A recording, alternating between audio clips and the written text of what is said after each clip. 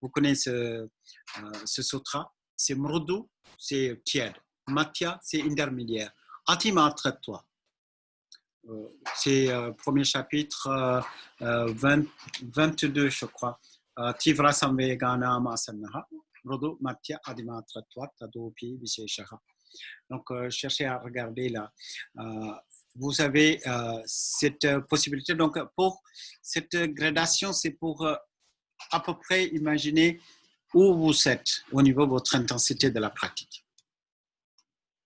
Il n'y a pas de miracle. Donc, le secret, c'est la pratique. Et la pratique sans cesse et avec une très grande discrétion. Pourquoi j'insiste sur la discrétion? Parce que notre monde, donc je sais bien votre entourage, le monde en France, c'est très, très particulier. Très particulier par rapport à quand je compare avec notre vie ici.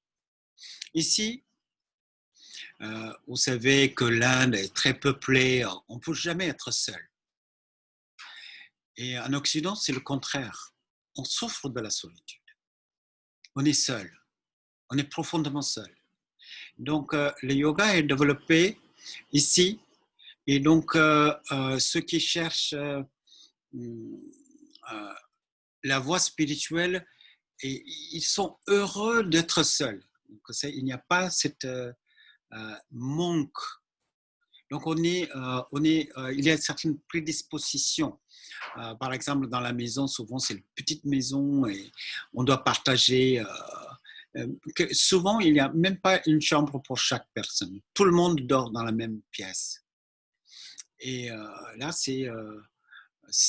on a besoin, un véritable besoin de s'éloigner, trouver un endroit pour s'isoler. Donc, pour vous, vous n'avez pas ce difficulté, vous avez votre solitude comme un trésor. Exploitez cette solitude pour pouvoir se plonger à une pratique intense. Alors, donc, regardez si c'est possible, augmentez votre durée de la pratique. Donc, c'est augmenter, c'est-à-dire, moi j'avais commencé à faire 3 heures le matin, 3 heures d'après-midi. Mais bien sûr, on ne peut pas faire autre chose après. Et il y a très peu de temps pour travailler. Donc, j'imagine la plupart de vous travaillent, vous avez une profession. Et c'est pour cela que je dis, si c'est possible, bloquer une semaine.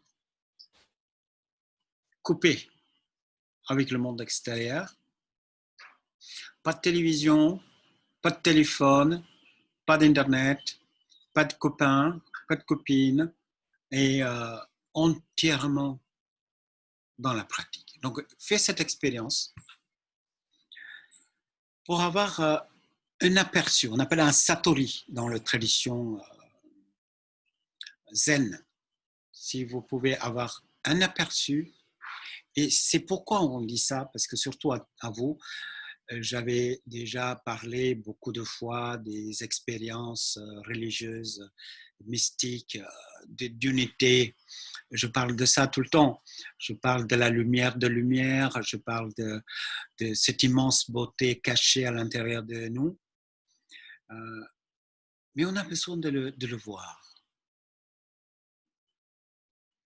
Au moins une fraction de seconde. Peut-être vous avez déjà eu, mais allez expérimenter pour que ça éclaire que tout ce que vous apprenez est vrai. Donc, il y a 4 choses toujours à regarder si vous avez une idée dans la tête. D'abord, regardez, est-ce que cette idée est écrite dans des textes sacrés? Est-ce que cette idée est également appréciée, portée par votre enseignant, votre maître? Et puis, intellectuellement parlant, est-ce que si vous êtes d'accord avec cette idée? Et le 4e, votre expérience. Et là, vous avez la confirmation. Donc, pensez à développer cette expérience à l'intérieur de vous pour que vos paroles, votre vie, votre pratique prend plus de profondeur.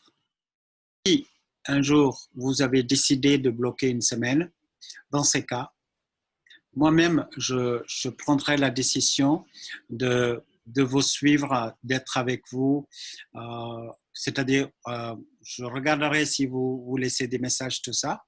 Donc, ça, c'est simplement pour vous donner une présence. C'est rassurant. C'est uniquement pour cela.